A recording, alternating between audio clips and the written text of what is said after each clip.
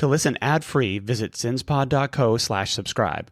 Starting at $2.99 a month, you'll also get access to our exclusive bonus content episodes when you join through Patreon or Apple subscriptions. Thanks for supporting the show. When I found out I was going to jail, I trusted in the system. I figured everything would be okay as long as I told them the truth. I had no idea how wrong I'd be. In July of 2001, Blaise was a teenager with no criminal history, no motive, and no evidence linking her to the crime, and yet she was charged with murder and facing the rest of her life behind bars. No physical evidence tied her to the scene. She didn't know the victim, Duran Bailey, and she was 170 miles away when he was killed, but none of that mattered. This week, we cover what happened next and how the system twisted the truth and stole 16 years of Blaise Lobato's life.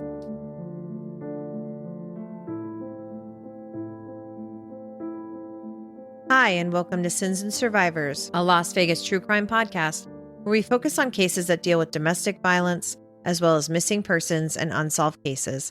I'm your host, Sean. And I'm your co-host, John.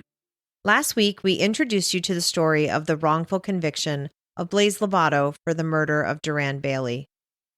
Duran was 44 years old when he was found brutally murdered in July of 2001 with multiple blunt and sharp force injuries, including the amputation of his penis. Blaise fought off an attempted rape in May of 2001, and she had slashed her attacker in the groin to escape. She had told multiple friends about the attack, and eventually Metro homicide detectives heard the rumor that a young woman had cut off a man's penis in Las Vegas. The day Duran was murdered, Blaise was 170 miles away with her parents and sister in Panaca, Nevada, and she'd been staying there with her family all week. When police questioned her about the death of a man in Las Vegas, Blaise thought that maybe the man she had fought off in May had died from his injury, and she tried to cooperate. Detectives took her explanation of the May attack as a confession to Duran's murder. She was arrested and charged with first-degree murder. There's so much more to the story, so if you didn't listen to last week's episode, please go listen now and come back here once you do. But back to where we left off. While Blaise was incarcerated at the Clark County Detention Center awaiting trial, she was in with another inmate named Corinda Martin. Corinda became a jailhouse informant and told prosecutors that Blaise had bragged multiple times in the CCDC common room about being locked up for murder. Corinda said that Blaise had been telling people that she had killed a man named Darren when she was high on drugs. She said that she had picked up Darren off the streets so that she could buy meth from him. She claimed that Blaise told her that Darren wanted to have sex with her, but she declined. Then she stabbed him multiple times, severed his penis, and shoved it down his throat. Corinda claimed she said that Darren deserved it. Corinda said that Blaise said that even though the man never actually tried to force himself on her, she planned to falsely claim that he'd sexually assaulted her. Also, she was afraid that people would find blood in her car because she had hit Darren in the face. She claimed that Blaise had bragged about the crime numerous times in the CCDC common room, and Corinda had said that she made a log of the times and dates when she'd made those statements. On July 31st, 2001, the charges against Blaise were amended to first-degree murder with a deadly weapon and necrophilia. The state reserved the option to seek the death penalty. In early August, the results of the forensic testing that the Metro Police Crime Lab were doing on the evidence collected from the crime scene and Blaise's car were starting to come in. There was no evidence in her car that linked her to the crime scene. No blood evidence was found anywhere in her car, and her car did not match the tire tracks found at the scene, and so it was returned to her father, Larry. The lab found none of Duran's blood on her baseball bat. In fact, there was no blood at all, and her fingerprints didn't match any of those found at the crime scene. There was no blood found on her shoes either, and the shoe prints left at the crime scene didn't match her black platform shoes that she was wearing the night she was attacked, or any pairs of shoes that she even owned. Her feet are 2.5 to 3 sizes smaller than the prints left at the scene. Blaise's trial began on May 2nd, 2002. The prosecution centered its case around one main idea. Blaise confessed. She told the detectives and Dixie how she had cut a man's penis off in the parking lot in Las Vegas, and that was a confession to killing Duran Bailey. At the time she was questioned by detectives, Blaise made the comment, "I didn't think anybody would miss somebody like that." At least that is what John and I hear her saying in the recording. In news outlets and in court documents, what the detectives and others repeated she said is slightly different. Quote, "I did not think anyone would miss him." This is how the quote appears in the court records and in the review journal. According to prosecutors and detectives, the whole thing was just too much of a coincidence to be anything other than a confession. The prosecution's theory was that Blaise, high on meth for several days, drove from Panaca to Las Vegas on July 8th to get meth from Duran in exchange for her performing oral sex on him. However, she changed her mind and he tried to force her. She then fought back against him using her butterfly knife and the baseball bat from her car. To explain the extensive injuries, the prosecution argued that she stabbed him, he then fell to the ground, where she continued to beat him. As we discussed last week in detail, Blaise had a very tight alibi for the day of the murder. She was seen by multiple people in Panaca, a nearly 3-hour drive away, on July 5th, 6th, and 7th, and on the 8th as early as 2:45 a.m. by her dad, and throughout the day by various people, relatives and non-relatives. The only time not accounted for was from 2 a.m. to 2:45 a.m. The time of Duran's death, therefore, was critical for the prosecution. Dr. Larry Sims, a board-certified forensic pathologist, testified at a preliminary hearing that he estimated Duran was killed about 12 hours prior to the discovery of the body at 10 p.m., so that would be around 10 in the morning. This would have made it impossible for Blaise to have killed Duran, since she was seen in Panaca that morning by her dad and her cousin John at 7 a.m., and several neighbors four-wheeling around 11 a.m. that day. During the trial, however, on direct examination, Dr. Sims testified that Duran could have died as much as 18 hours earlier than he was found, making the window for Blaise to have left Panaca, traveled to Vegas, and returned home wider, as he may have died as early as 4 a.m. Given the prosecutor's theory of the case, the distance she'd have to drive, the speed she'd need to travel, the fact that she'd have to stop and get gas, of course, for a 340-mile round trip, she'd need at least 5.5 hours to travel and commit the crime. The only window of time that would fit the prosecutor's theory and the ME time of death estimation and possibly defeat Blaise's alibi would be that Duran was killed between 3:50 a.m. and 4:30 a.m. This would mean that after Larry went to bed on July 8th, Blaise got up off the couch, dressed, and left for Vegas around 1 in the morning, speeding all the way. She encountered Duran quickly, meaning she had to know where to find him. They negotiated, fought, and then she killed him, inflicted those extensive injuries to him, and covered him up with the trash. She then drove 15 minutes away to her friend's house on the east side of Vegas, where she got rid of her bloody clothing and cleaned herself up and the car. She then stopped for gas at some point, drove home again, driving close to 100 miles an hour, and barely getting home by 6:35 a.m. She changed into her pajamas, and at 7 a.m., she saw her dad and her cousin. She was described as half awake, not high on meth at all, according to them. Given this scenario, the prosecution would be implying that her parents and cousin were lying about her whereabouts and her demeanor when all three of them testified, and therefore potentially committed perjury. The theory of this case also hinged on the prosecution painting Blaise as being someone who was of low moral character, which they tried to do by talking about her growing up in a rural community, but there was no history of Blaise ever being violent with anyone or ever having any trouble with the law. They also brought up how she had done some exotic dancing a couple of times in Las Vegas, and they also tried to say that she would exchange sex for drugs, although there was no evidence that she ever did, and none that she ever even knew Duran. Blaise took the stand in her defense. More on that later, but here is an excerpt from the prosecution's cross-examination that shows how they leaned into assassinating her character. Blaise: "It's been over a year. I was a lot different then than I am now." Prosecutor: "Okay, a lot different?" Blaise: "Yeah." Prosecutor: "You're not a meth freak anymore?" Blaise: "Among other things." Prosecutor: "Okay, you're away from your promiscuity?" Blaise: "Yes." Prosecutor: "So you're not out trading sex for dope?" Blaise: "I never traded sex for dope." They needed to show she had an addiction issue and had been heavily using meth. According to the statement she'd given the detectives, what the prosecution was calling a confession, Blaise had been high for a week prior to Duran's murder.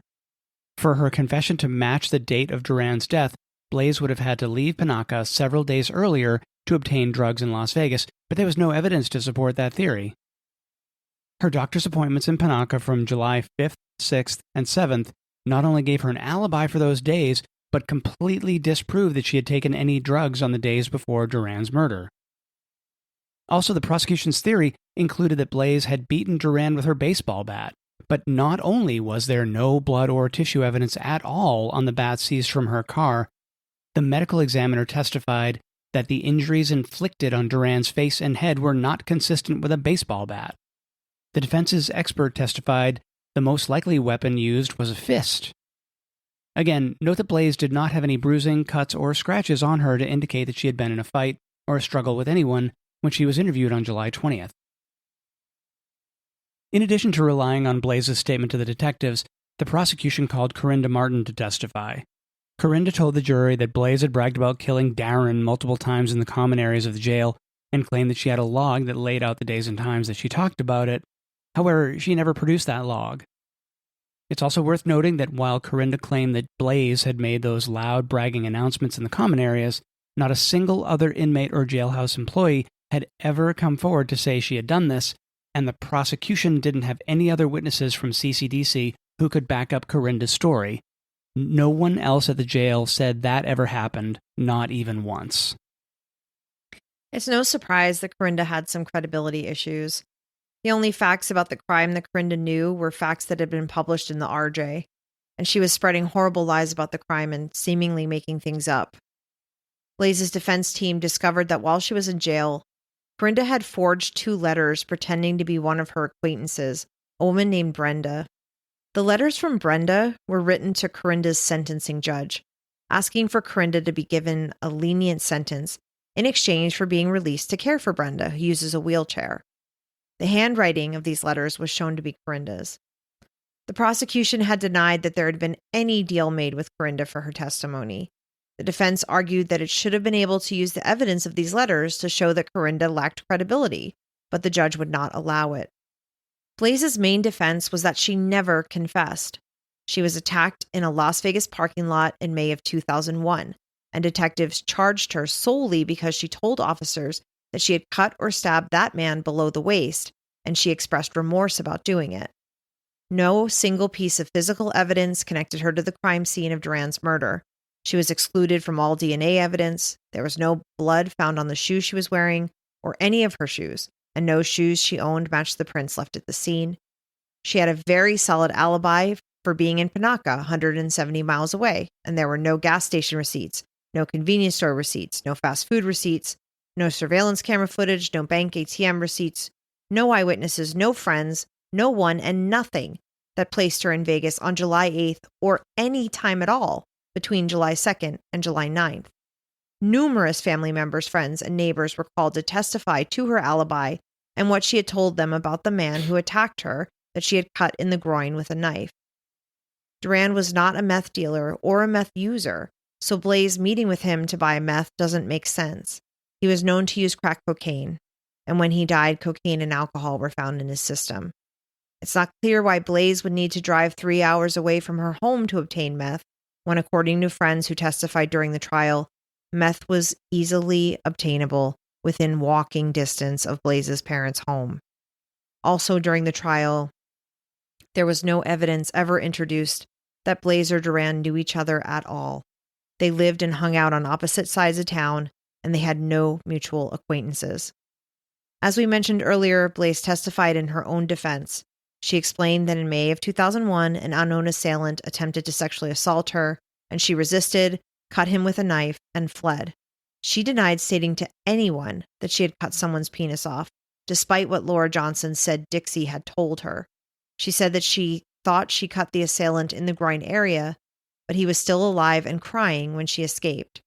She denied knowing Duran or killing him. Blaise said that she expressed remorse during her interview with the detectives because she believed they were telling her that the man she cut that day to escape being raped had subsequently died from the injuries that she had inflicted.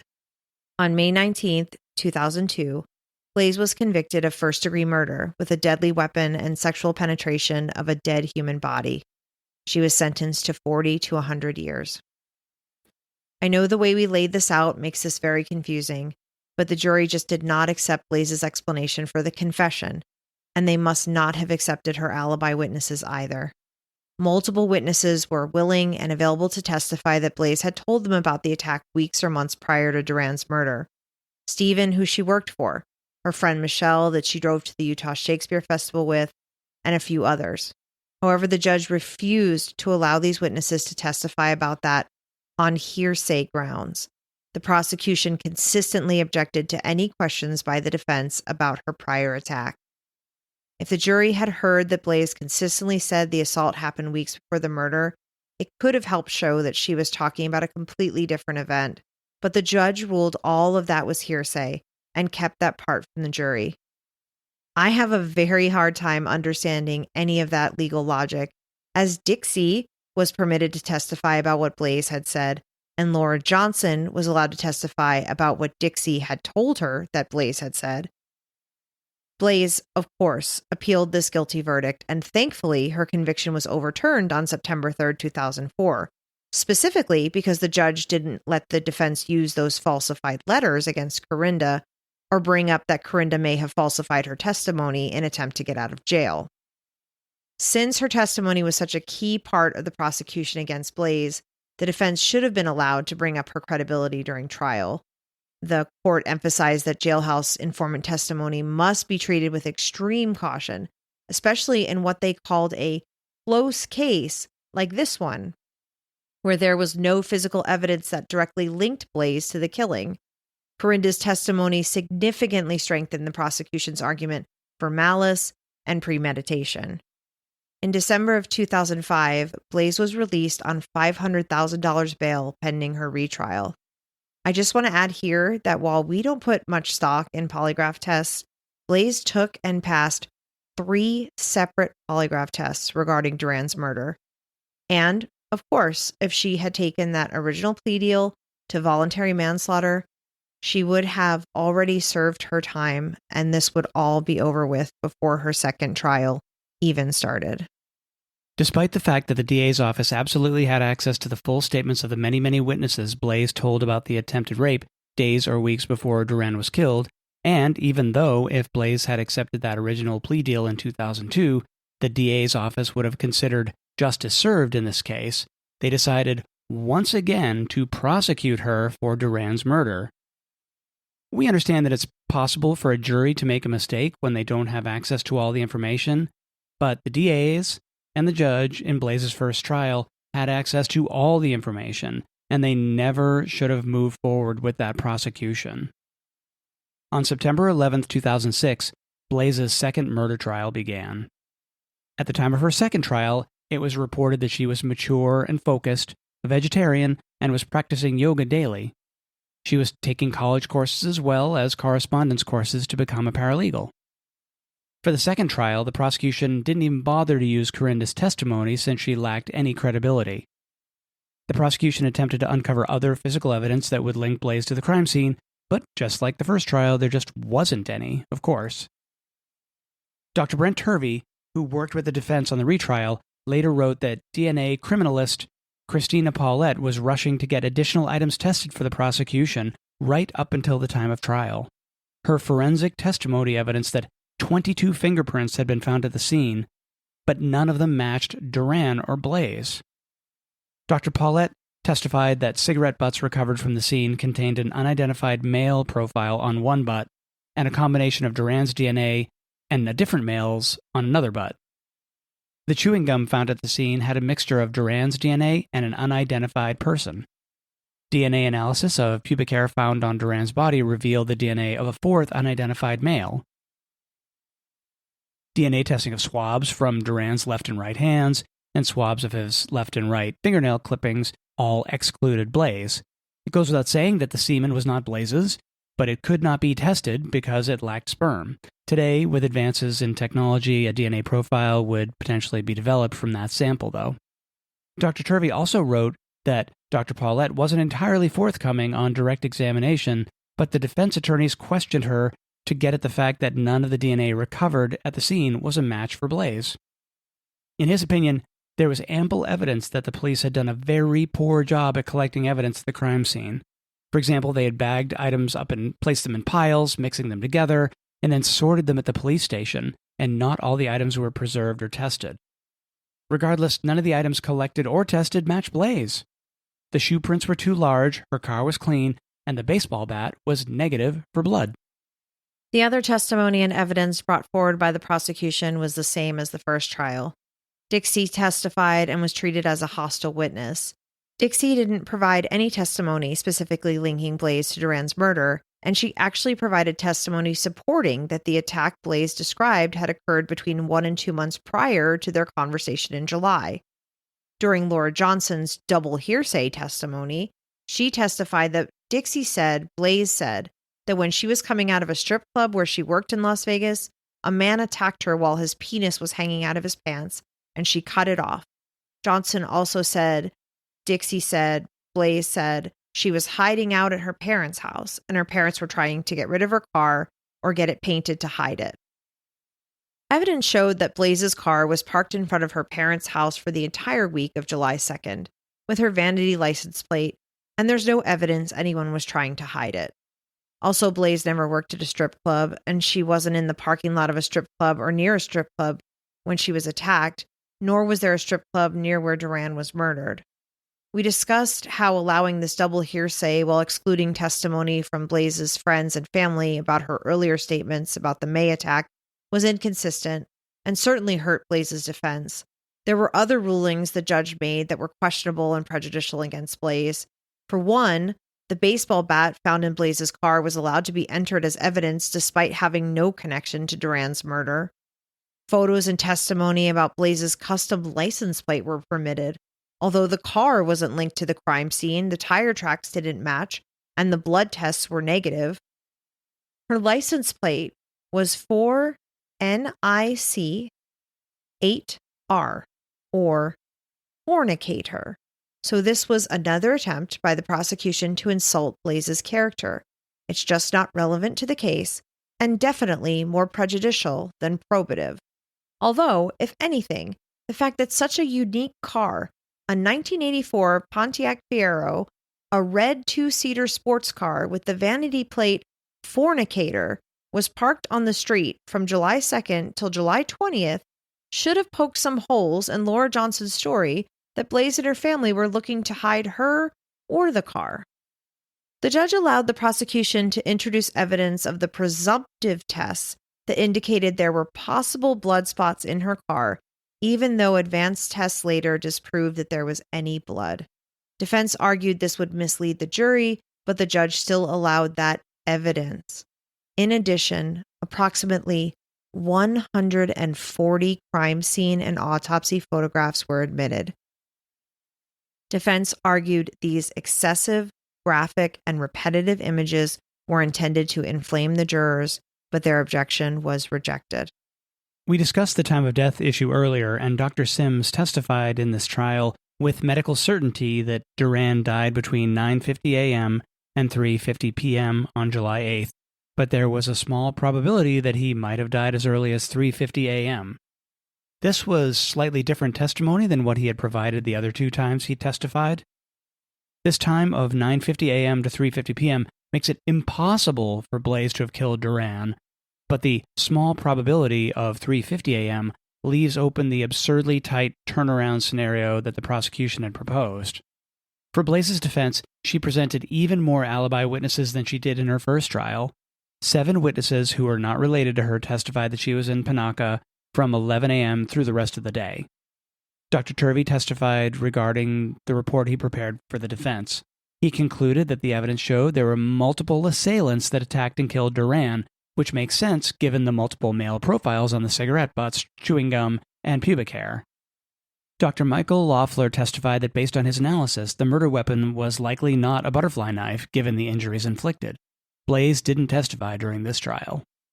During closing, the prosecution argued that it's possible Blaise is guilty because it's too coincidental that Once she mentioned attempting to cut the penis off a man who tried to rape her, and Duran's murder involved a similar injury.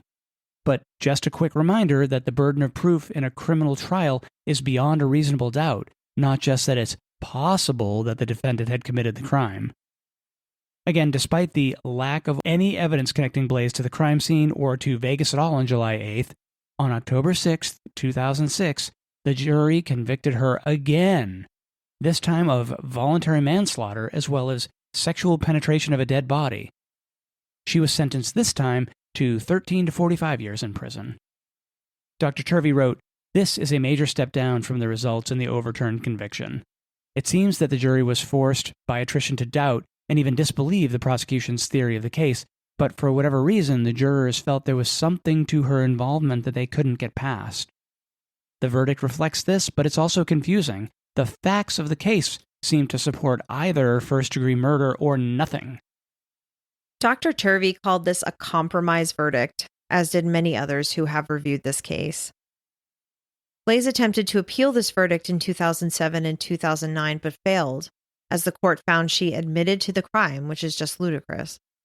On May 5, 2010, Blaise filed a 770-page habeas corpus petition presenting multiple grounds to overturn her convictions, notably focusing on forensic entomology evidence.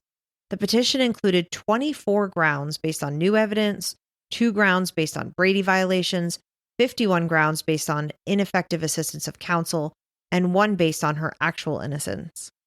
As we talked about, since Blaise had such a solid alibi, it was always Duran's time of death that was the big question in this case. The ME had provided 3 different time frames for his death. In her petition, 3 forensic entomologists provided affidavits all agreeing that Duran's body, exposed all day in July, would have shown blowfly activity due to Las Vegas's hot climate, contradicting the prosecution's timelines. However, once again, Blaise's appeal failed, as the court found that the expert affidavits were insufficient due to lack of state cross-examination. Blaise also filed for additional DNA testing under Nevada's genetic testing statute, with the Innocence Project agreeing to cover testing costs, but that request was also denied. DNA testing is not going to exonerate her because she confessed, said Steve Owens, who was the chief deputy district attorney at the time. There are hundreds of profiles that could be pulled off the body because it was found in a dumpster. People will be chasing after a lot of red herrings. Yes, D.A. Owens, but none of them would have been Blaise's. Not to mention they should absolutely have tested that semen once the technology was available.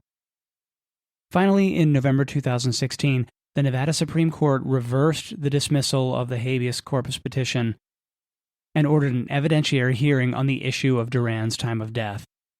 The court was critical of the trial judge's decision to deny a hearing because the forensic expert affidavits were not subject to cross-examination, noting that there was no cross-examination because the judge had refused to grant them a hearing. Judge Stephanie Miley presided over that hearing with testimony presented by Innocence Project attorneys, and finally it seemed people were willing to listen to evidence that could determine that it was not possible that Blaise could have committed this murder. 3 forensic entomologists testified, Jeffrey Tomberlin, Robert Kimsey, and Gail Anderson, who had all independently reached similar conclusions. These 3 experts explained that blowflies typically arrive immediately after death, laying observable eggs. The absence of blowfly eggs on Duran's body indicate that his death occurred very close to the time the body was discovered, around 10 p.m. on July 8th. Therefore, Duran had died at the time when Blaise was without a doubt 3 hours away in Panaca with her family. This makes a lot of sense to me because we read that the bloody footprints were still wet when the initial investigators arrived at the scene, so the idea that he had been dead for 12 hours never sounded likely. Also, forensic pathologist Andrew Baker testified that rigor mortis also suggested that Duran had likely died in the early evening hours of July 8th, so another expert's opinion further bolstered her innocence. On December 19, 2017, Judge Miley vacated Lobato's convictions and ordered a new trial, citing inadequate defense representation, specifically the failure to challenge the prosecution's time of death estimates with expert testimony. On December 29, 2017, the prosecution officially dismissed the charges against Blaise rather than retry her. She was released on January 3rd, 2018, at the age of 35, after she had served nearly 16 years for a crime she did not commit. I'm so overwhelmed and so happy and so grateful for all the people that have believed in me and fought for me all these years, she said. I feel so much emotion. Vanessa Potkin, post-conviction litigation director for the Innocence Project, which is affiliated with the Cardozo School of Law, said, "We are very pleased that this long struggle is finally over for Ms. Lobato and that she will finally be reunited with her family and friends. Despite the strong evidence that Ms. Lobato played no role in this crime, including alibi evidence that she was 3 hours away from Las Vegas on the day the victim was killed, the police focused exclusively and inexplicably on her as a suspect, and as a result, Ms. Lobato has spent all of her young adulthood wrongly incarcerated for a crime she did not commit." When she was first released, of course, it was an adjustment, getting used to life and technology. In July of 2019, Blaise filed a civil rights lawsuit against the Las Vegas Police Department and the 2 detectives. In December of 2019, she filed a claim for state compensation, and in December of 2024, a federal jury awarded Blaise $34 million in damages. Also in December of 2024, the Nevada Board of Examiners authorized her to receive $900,000 in state compensation. The civil trial jury found that the Las Vegas Police Department and the 2 detectives, Towson and La Rochelle, who are now retired, fabricated evidence during their investigation and intentionally inflicted emotional distress upon Blaise. This is taken directly from the complaint Blaise's attorneys filed against them. When defendants Towson and La Rochelle created their police reports, they purposefully put on their reports that the incident Blaise described was the murder of Duran Bailey, even though they knew it was not true. Prior to the interrogation, there was no probable cause to believe that Blaise had committed the murder of Duran Bailey. After the interrogation, there was no probable cause to believe that Blaise had committed the murder of Duran Bailey. At no time was there probable cause to believe that Blaise had committed the murder of Duran Bailey.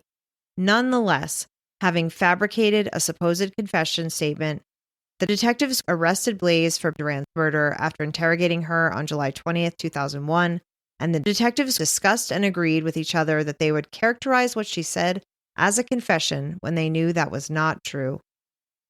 The complaint also explains how they fabricated evidence by manipulating Dixie's statement, as well as her boyfriend, Doug's. The detectives would take notes and then destroy the notes and turn on and off the recorder in an attempt to manipulate the statements. After these rulings, the Review Journal interviewed Blaise, and she told them that it's been an uphill battle with many, many obstacles, and I'm happy that it's finally finished. She said that she has no idea what the rest of her life is going to look like. There were points where I was devastated. There were points where I was shaking with rage because it's so incredibly unfair that the truth is clear as day, and they still dig in their feet, zero accountability and zero remorse. In February of 2025, the detectives did ask for a new trial on this matter, so we may have further updates. Duran was buried in Woodland Cemetery in Las Vegas. He died in an exceptionally cruel manner.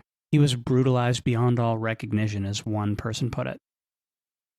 No matter what his flaws or crimes may have been, Duran did not deserve to be killed in such a brutal and horrific way. Whoever did this wasn't trying to just kill him, they were full of rage. Indeed, one theory raised by the defense in court was that someone seeking revenge for Diane's rape might have been responsible. His murder remains unsolved.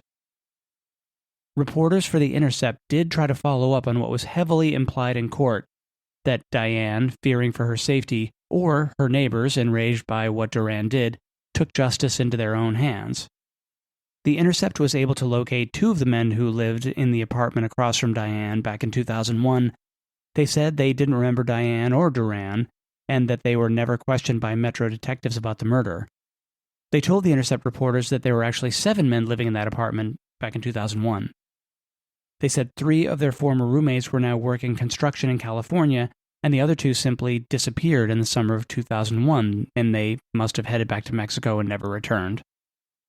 Diane unfortunately died in 2005, but her domestic partner Stephen provided an affidavit to Blaise's defense in 2010, and he explained that he and Diane discussed Duran's murder on a number of occasions before she died. He said that Diane had told him it was just not possible that Blaise had murdered him. During the trial, when Detective Towson was asked why they didn't pursue investigating those neighbors by questioning them or obtaining warrants to search their apartments, he said, "It was a long day, and we were getting tired, and at some point you just have to call it a day." Blaise's story is a story of wrongful conviction, but it's also a story of not one, but two victims of sexual assault not having their stories believed and appropriately handled by officers, resulting in decades of trauma. Before we wrap up, we want to acknowledge and thank the attorneys at the Innocence Project for their hard work, as always, and as well as the work of the reporters at Justice Denied and The Intercept magazines for their incredible in-depth research into Blaise and Duran's story. All of our sources can be found in the show notes. We'll leave you with this last thought from Blaise. I have a message for anyone who's going through a similar situation that what I went through. Be strong, believe in yourself, and never give up.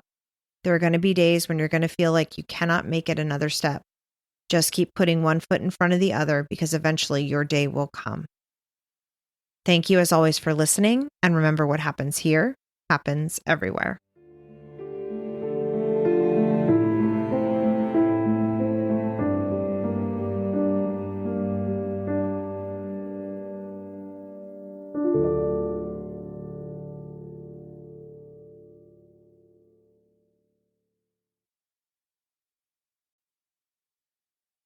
Thanks for listening. Visit sinspod.co/subscribe for exclusive bonus content and to listen ad-free. Remember to like and follow us on Instagram, Facebook, TikTok, and Threads at Sins and Survivors. If you're enjoying the podcast, please leave us a review on your podcast platform of choice. You can contact us at questions@sinsandsurvivors.com. If you or someone you know is affected by domestic violence or needs support, please reach out to local resources or the National Domestic Violence Hotline. A list of resources is available on our website, sinsandsurvivors.com. Sins and Survivors, a Las Vegas true crime podcast, is researched, written, and produced by your hosts, Sean and John. The information shared in this podcast is accurate at the time of recording. If you have questions, concerns, or corrections, please email us. Links to source material for this episode can be found on our website, sinsandsurvivors.com. The views and opinions expressed in this podcast are solely those of the podcast creators, hosts, and their guests. All individuals are innocent until proven guilty. This content does not constitute legal advice. Listeners are encouraged to consult with legal professionals for guidance.